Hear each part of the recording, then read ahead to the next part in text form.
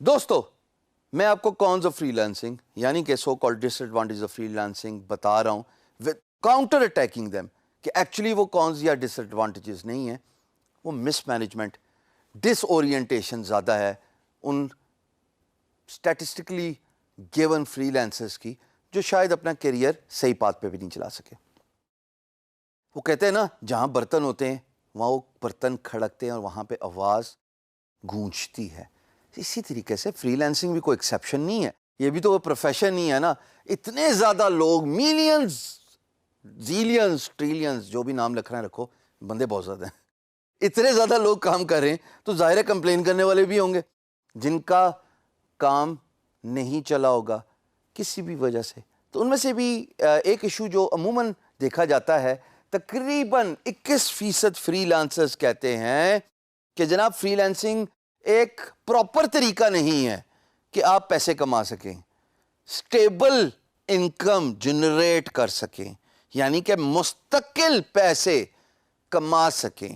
Job جب آپ کرتے ہیں، صبح صبح جاتے ہیں، 9 سے 5 تک کام کرتے ہیں، سیٹ یعنی کہ اپنے باس کو آنسریبل ہوتے ہیں، اس کی باتیں بھی سنتے ہیں کیونکہ وہ آپ کو پیسے دیتا ہے، اور اپنے شوق اور پسند کا کام بھی نہیں کر سکتے صرف ایک مقصد کے لیے کہ آپ نے سیلری لینی ہے۔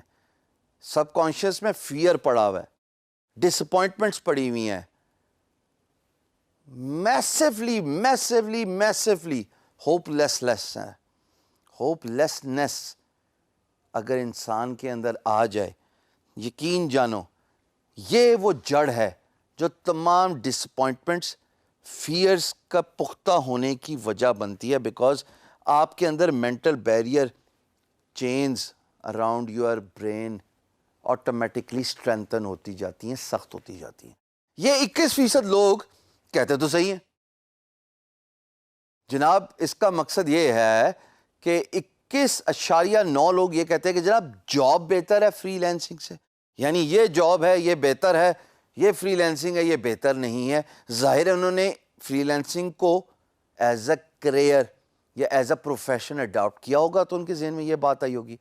یہ بھی ممکن ہے کہ ان کے ذہن میں ہی پہلے ڈر ہو اور انہوں نے یہ سائٹ فل ہی نہ کی ہو اور اس سائٹ پہ رہ کے اپنا ورڈکٹ، اپنا اوپینین دے دیا ہو۔ بات بالکل جائز ہے۔ یہ کیوں جائز ہے؟ یہ جائز اس لیے ہے کہ ایک مہینہ ہے اس میں آپ زیادہ کماتے ہیں، ایک مہینہ ہے آپ اس میں کم کماتے ہیں، لیکن اگر آپ کا سائیکل چلتا رہے اور آپ آرگنائز رہیں، میں کسی اور کی بات کرتا ہی نہیں، آپ کے سامنے ویڈیو میں کھڑا ہوں، میں نے 2006 جس بینک بیلنس سے کام سٹارٹ کیا تھا اس بینک بیلنس میں تقریباً 30% ایڈیشن ہی کیا، اور منتھلی جتنے بھی میرے خرچے تھے، اخراجات تھے، میری اپنی انکم تھی، وہ میں نے منتھلی ہی جنریٹ کی۔ میں بڑا حیران ہوا یہ سٹیٹس دیکھ کے۔ اس حیرانگی کی وجہ کیا تھی؟ تو میں نے سائنٹیفکلی جب اس کو دیکھا تو اس کی وجہ تھی میرا سرکل کی جنریشن۔ یہ جو سرکل کی جنریشن آپ کے سامنے اسکرین میں نظر آ رہی ہے، یہ 3 چیزوں پہ مشتمل ہوتی ہے: A sales, B your work, C your income. یہ ایک پائی چارٹ سرکل بن گیا آپ کے سامنے، جس کو آپ اگر عام زبان میں سمجھیں، کام آئے گا تو آپ کام کریں گے، آپ کام کریں گے تو آپ پیسہ کمائیں گے۔ یہ ایک چین ری ایکشن ہے۔ اگر تیسرے پارٹ پہ آتے ہیں، آپ پیسہ کما گے تو آپ کے پاس پہلے پارٹ میں یعنی کہ سیلز آٹو جنریٹ ہو رہا ہوتا ہے۔